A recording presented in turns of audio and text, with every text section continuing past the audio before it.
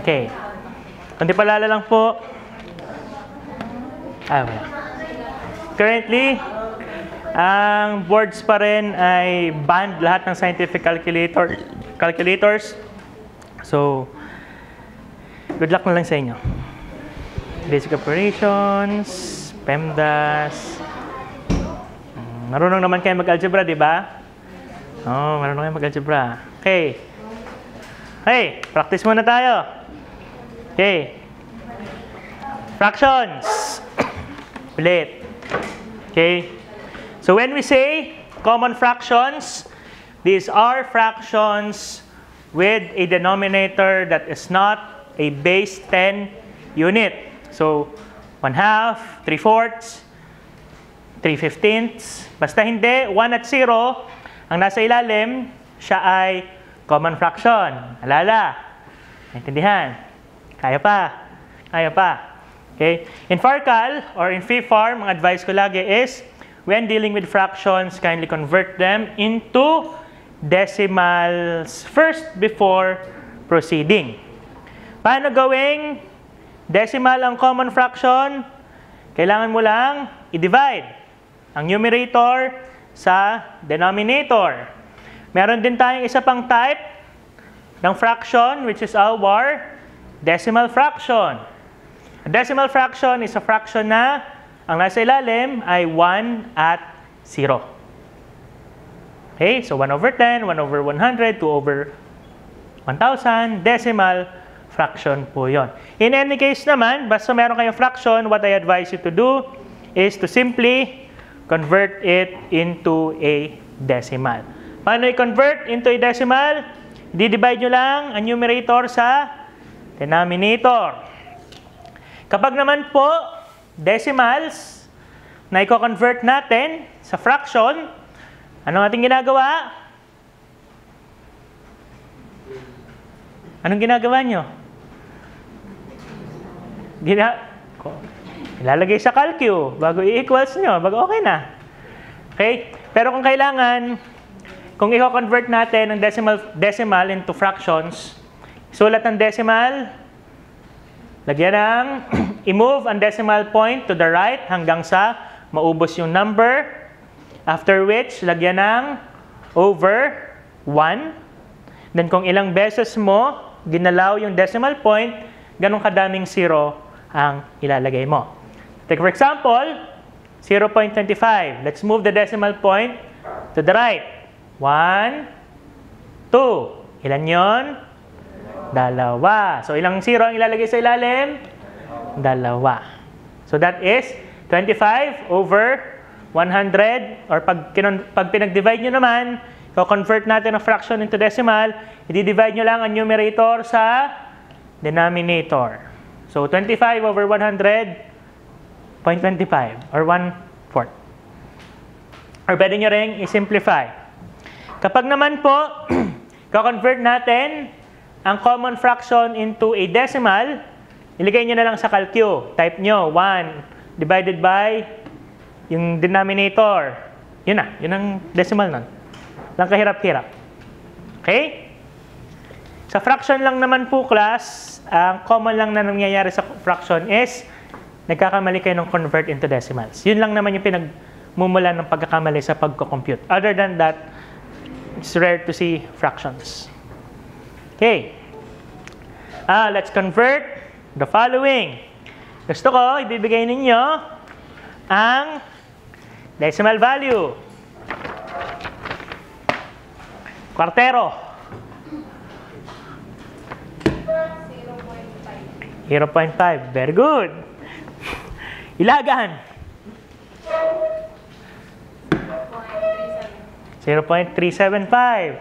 Ang ginagawa lang po, dinidivide lang natin yung nasa taas sa nasa baba. Hindi na kayo magmumultiply ng 100 kasi hindi siya percentage. Baka malito kayo, ha? Iba ang decimal sa percentage. Mas malaki ang decimals. Panaligan.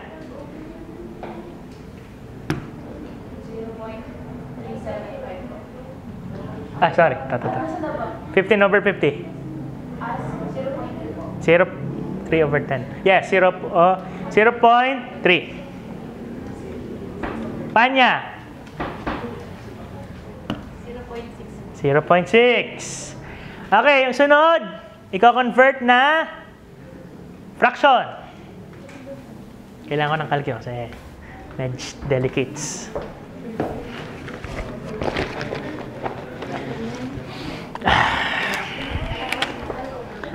Dapat kayo yung sumagot ha at mag-parkal kayo. Medrano. 0.12. 12 over 100 po. Ang total square po ay 3 over 25. Ay, wait pala. 0.12. 3 over 25. Okay. Kaya ano na, laging simplified. Next. Biledores.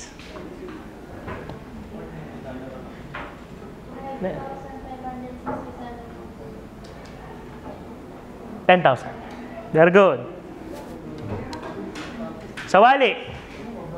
969 over 100 po. Over 100. It is possible to have a numerator greater than the denominator. In any case, don't use mixed numbers kasi nakakalito ang mixed numbers. Okay, percentage naman tayo. Kapag percentage, it means over 100. Kailangan nyo lang gawin ay multiply ng 100 ang inyong fraction or kapag decimals, i-multiply din ng 100. Okay? The process is, gawin nyo munang decimals, then saka nyo i-multiply by 100. Okay? So kapag fraction, gawin nyo munang decimals times 100. Sample, 1/2. Paano gawing decimal ang 1/2? I-divide nyo naman ang taas sa baba. 1 over 2. Ano? 1 over 2. 0.5 times 100, that is 50%. Naintindihan? Kapag naman po decimals, rekta na po na times 100. So take for example, 0.12 times 100 nyo lang, siya ay magiging 12%.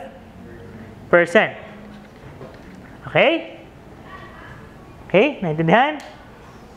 Kapag pabaliktad, percentage to decimals, i-divide nyo ang percentage over 100. So take for example, 3%.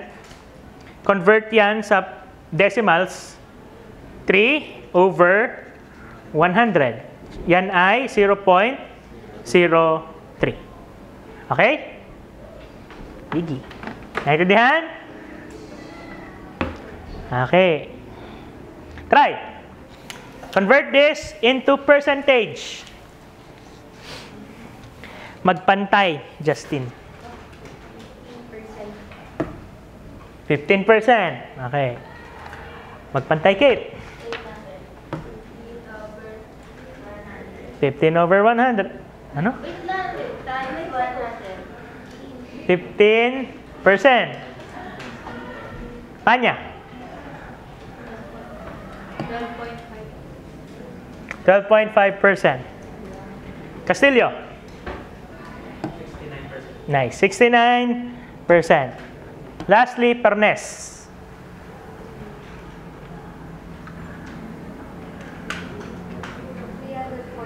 314%. Reminders that percentages greater than 100 can exist.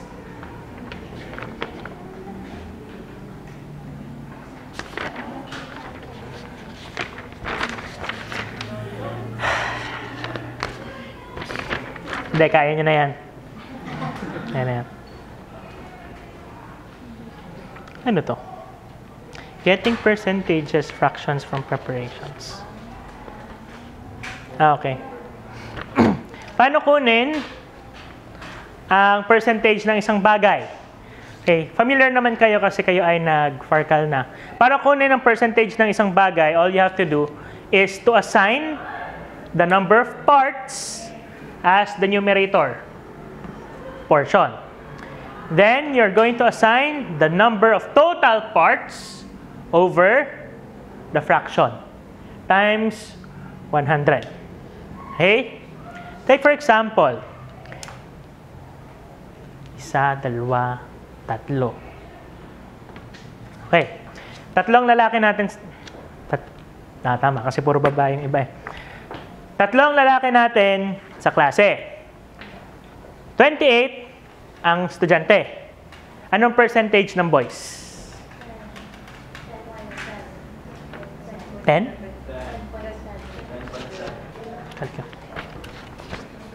Kalkyo ko.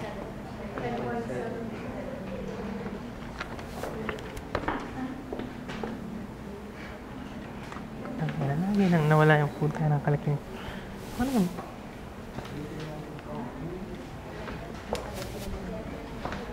Tama? 10.7? 3 over 35 times 100? 10.7. Ayun pala yun. Ilang percentage ng babae?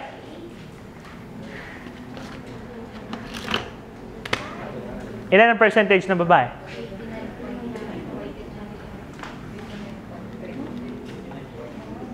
28, no?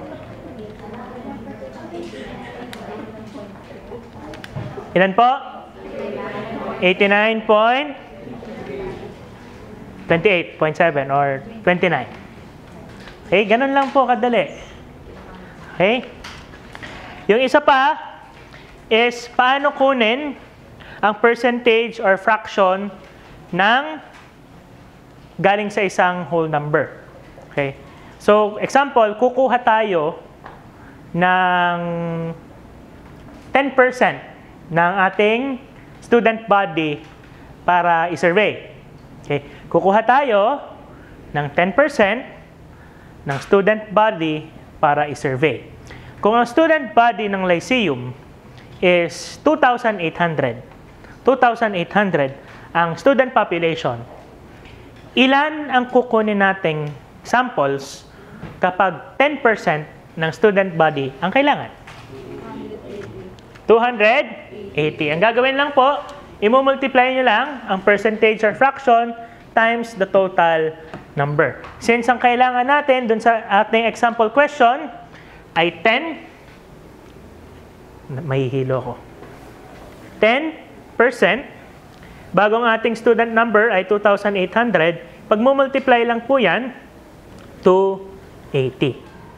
Kung ang nakuha niyong sagot ay 28,000, alam niyo kung bakit 28,000 ang nakuha niyong sagot?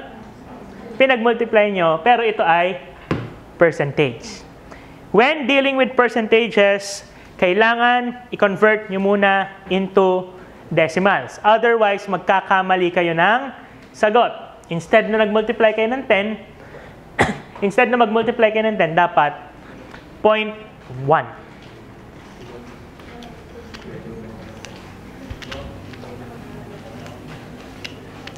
May tanong po ba sa basics ng FARCAL? Familiar? Oh, pasado kayo eh. Pasado kayo nandito. Sino ang teacher nyo kagaling? Sariling bangka. Okay na. Hey, next topic.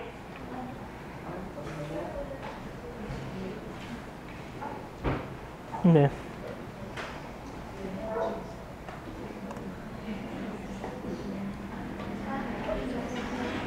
Conversions. Anong no? Kailangan magaling kayong mag-convert kasi mag-aalat kayo kapag hindi. Solve nyo pag ang conversion table. Yan na. Itong masaya. Bautista Eloisa. Sino? Oh, yan. Okay. How many ml in 1 liter? 1,000. Very good.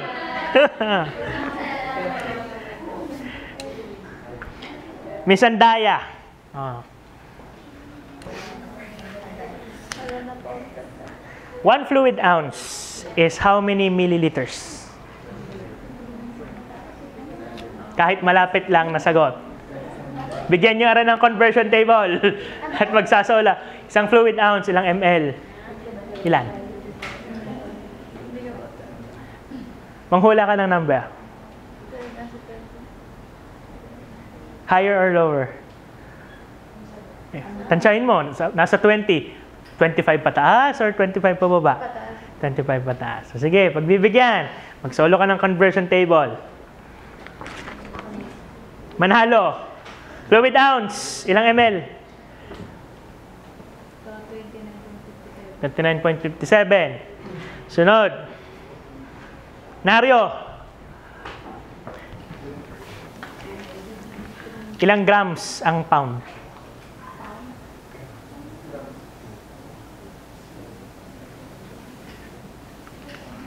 Pwede kang gumamit ng papel. Unusual ang pounds to grams. Usually pounds to kilograms.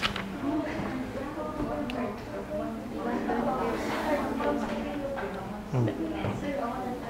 Ano? Ayoko.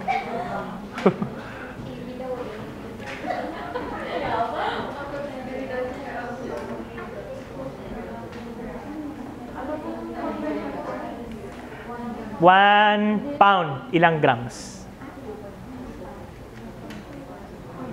Malamang kasi nasa isip nyo ay 2.2. Hindi yon. Yun ay ibang ano. Pwede nyo gamitin pero hindi diretso yon. Kailangan nyong mag-adjust. Ilan? Pwede mong gamitin ng 2.2. Makukuha mo pa rin yung sagot. Gamit ng papel.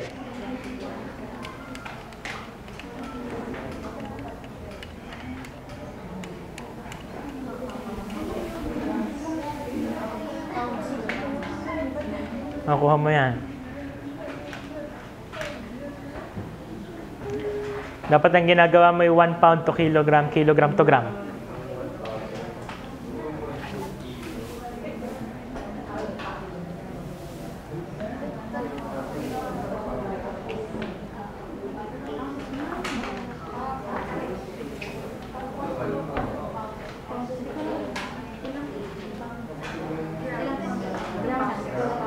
Ilang grams ang isang pound?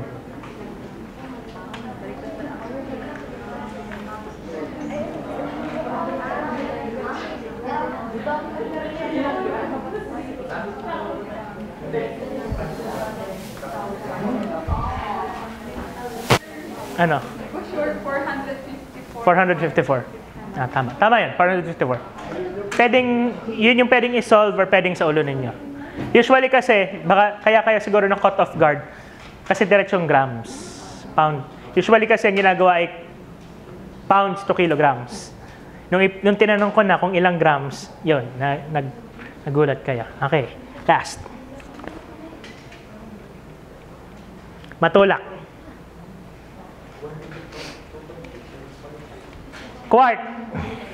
Ilang ml? Quart. Quarter. Quarter ng ano?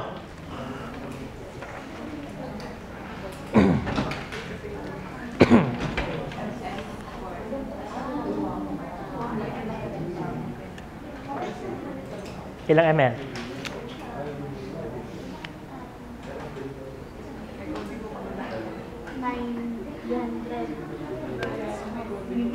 900?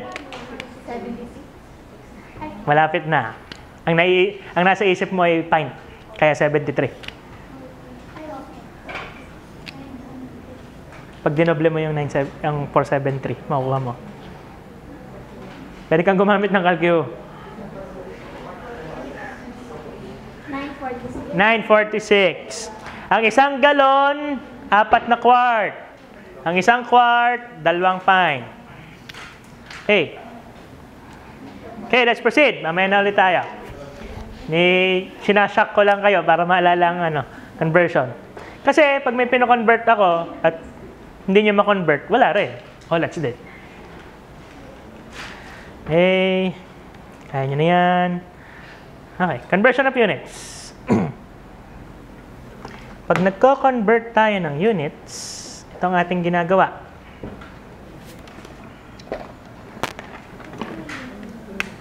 Okay? Tandaan nyo na meron tayong available, then meron tayong desired. Para ma-convert natin ang available to desired, kailangan natin ng conversion factor. Yung ating conversion factor na yon ay isang equivalent na meron siya nung parehong unit. Itong conversion factors ay sinasaulo, kaya dapat sa ulo niya na, or kung wala man readily available na conversion factor, baka nasa question. Okay? Dapat, kung anong unit ng available, yun din ang unit ng conversion factor, pero nasa baba. So, kung ml ang nasa taas, ml din po dapat ang nasa baba. Kung ang gusto natin ay ml to grams, ano dapat ang nasa taas? Grams. Para makuha natin ay grams. What kind of unit is grams per ml?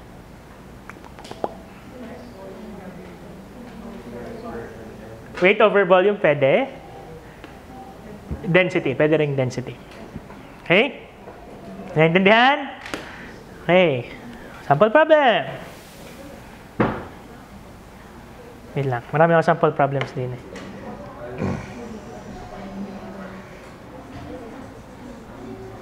Okay. Review lang yan. Okay, before we move on to sample problems, a short reminder, ang tawag dito ay 3-point shift.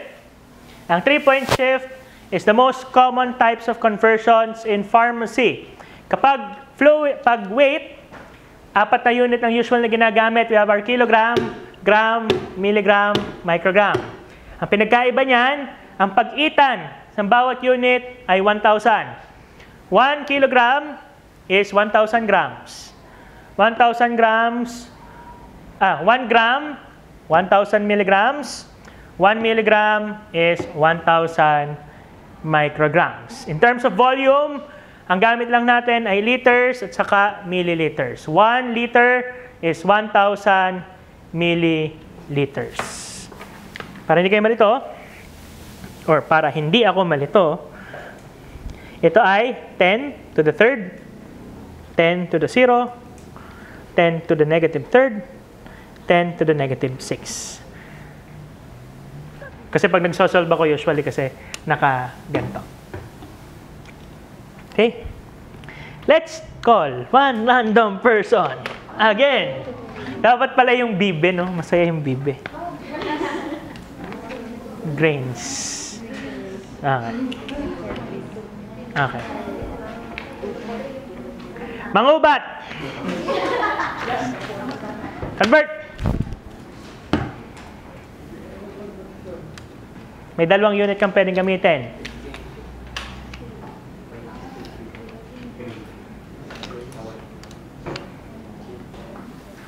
Ito nyo, naaalala nyo pa kasi dinikdik yan sa inyo ng second year. Ano first? Yung second sem. Pwede yun. Pwede rin yung isa.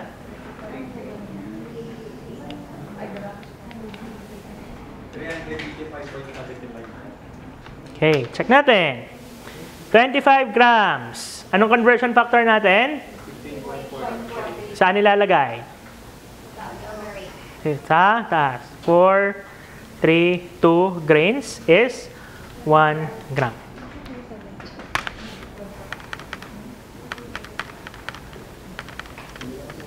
$385.8. Very good.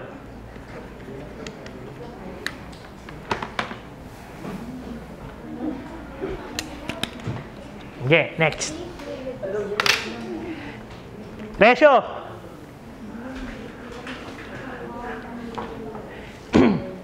Okay, word problem para sa iyo. Please take note, hindi lang sa conversion table kinukuha ang conversion factors. Minsan, mismong nasa tanong, if each bottle of a solution contains 3 fluid ounces, how many liters are there in 1 pallet if 1 pallet contains 24 bottles? Nasaan si Miss Resho? Yan, sagot. Kaya mo yan. Dali lang yan.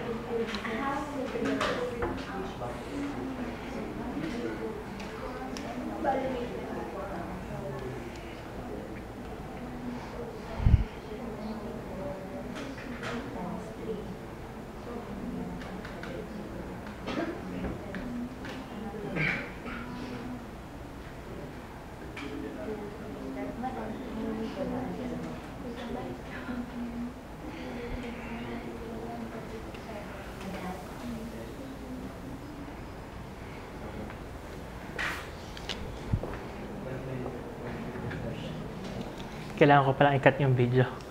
Hindi pala pwedeng diretso na. May dead time.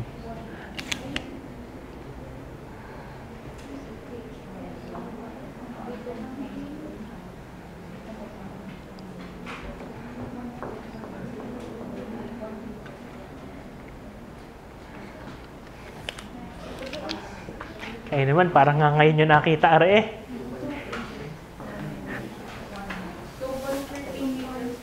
2.13. Bayaban ko, wait lang. Okay, magsimula tayo. Ilang paleta meron? Isang palet. Gano'ng kadami ang laman ng isang palet? 24 na bottle. Ang isang bote, gano'ng kadami? 3 fluid ounces. Then, ang isang fluid ounce, 29.57 times 1,000 ml is 1 liter. Okay. What's important here is, bukod sa conversion factors, dapat tama yung lagay ng units. Pallet sa taas, pallet sa baba, bottle sa taas, bottle sa baba. Continuous yan, ml, ml, hanggang sa makuha nyo ang desired unit. So, 24 times 3 times 29.87 divided by 1,000, 2.13 liters. Very good.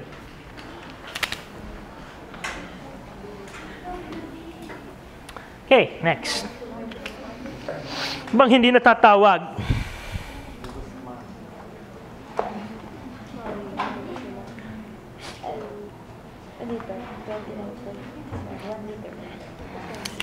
Robin, hindi pa natatawag.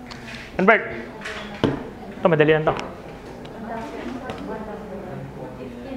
15 million. 15 times 1,000 times 1,000. Okay? Kaya? Kaya. Okay, very good.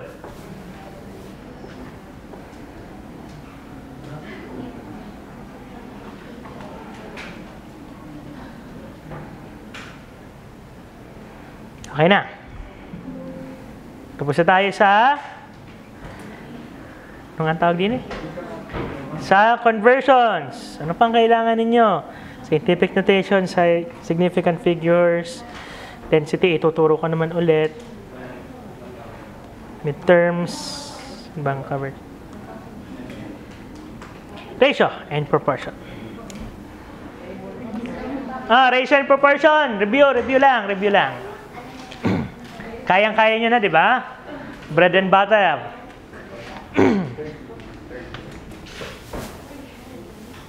Okay pa ba?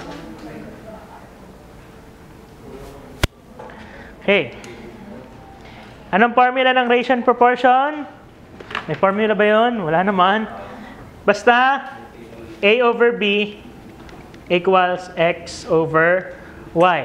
Provided na, tandaan lagi, yung values nung nasa taas at yung values nung nasa baba ay of the same unit or of the same thing. Kung grams sa taas, grams din yung nasa taas. Okay? Pero, sometimes kasi, it falls apart. Kasi sometimes, gram over gram, parehong grams. Nakakalito. Kaya, para madali, tandaan, in terms of pharmacy, active over total.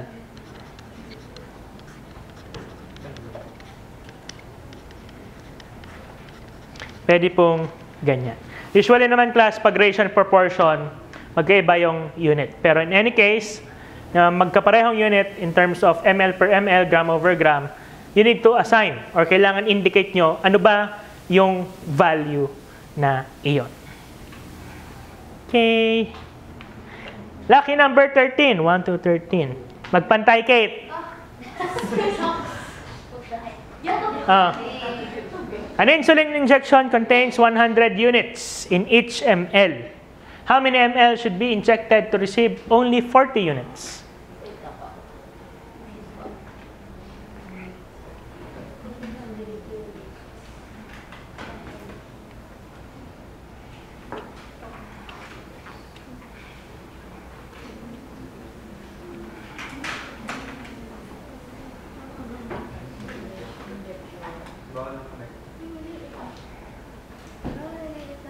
Wait lang, sir.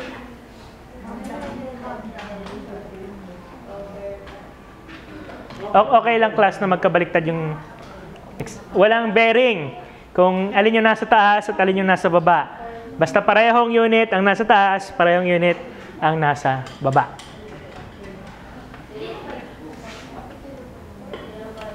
.4. Okay? Paano nangyari yun? 100 units is 1 ml. Ang gusto natin ay 40 units. So, ang nasa baba, ang ating unknown. Galaw-galaw ng konti. X equals. Yan, nalito na rin ako. 0.4. Nalito ako, pero kung ako gagawa yan, kasi dapat 1 ml over 100 units bago x over 40. Ililipat ko na lang dito para madali. 1 ml over 100. Pareho lang yan. Nalito, ano nga gawin doon? Hindi. Ito. 40 over 100 times 1.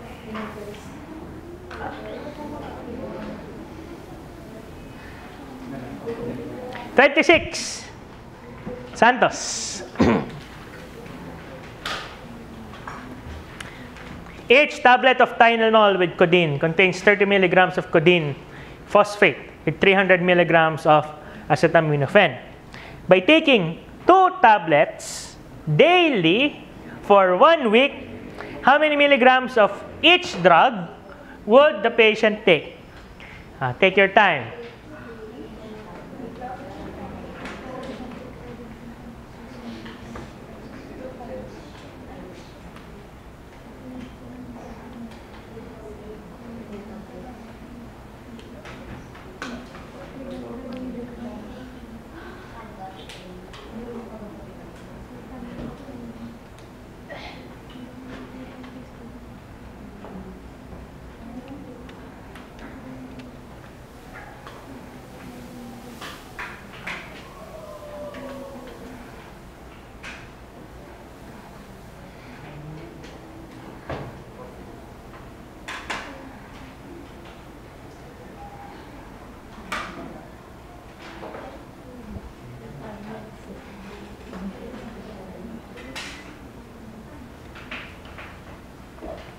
Dali lang yan. Review lang.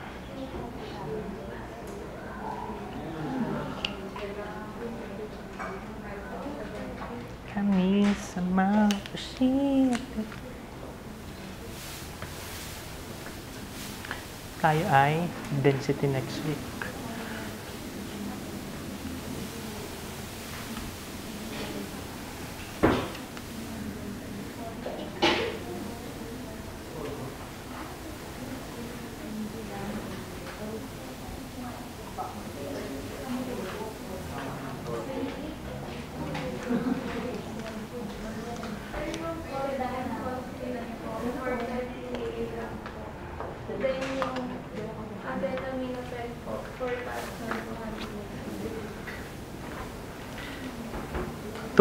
Times 7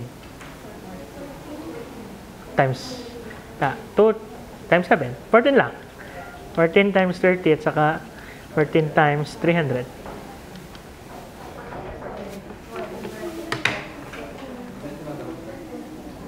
420 at saka 4,200 Okay? Nakuha? Sinong nahihirapan? Sinong nahihirapan? Babalik ng parkal.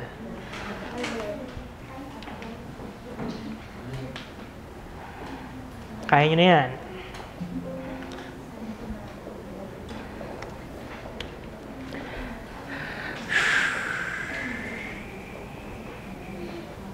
Sige. Para makatulong sa DDS. Mga ka-DDS.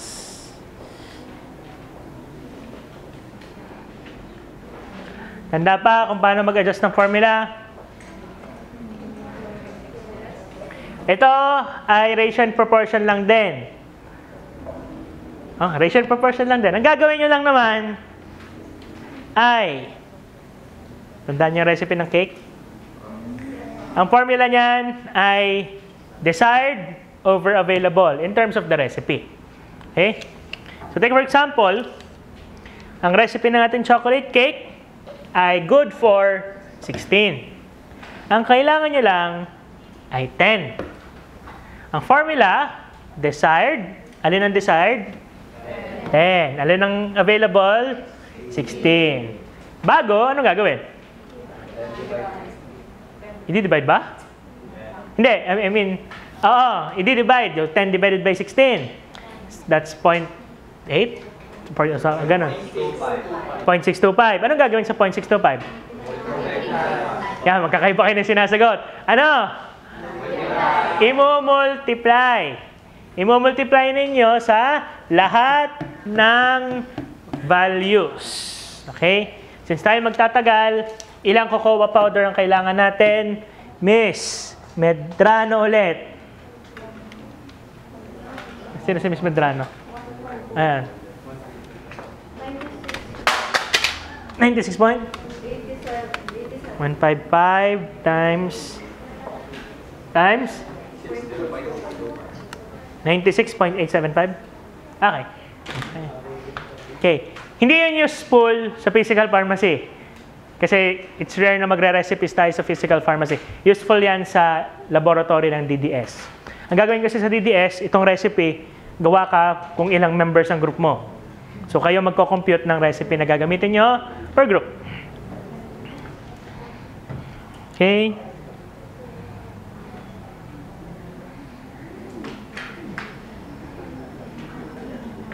Semis, concentration, alligation. May semis ba? Wala? Semis ba?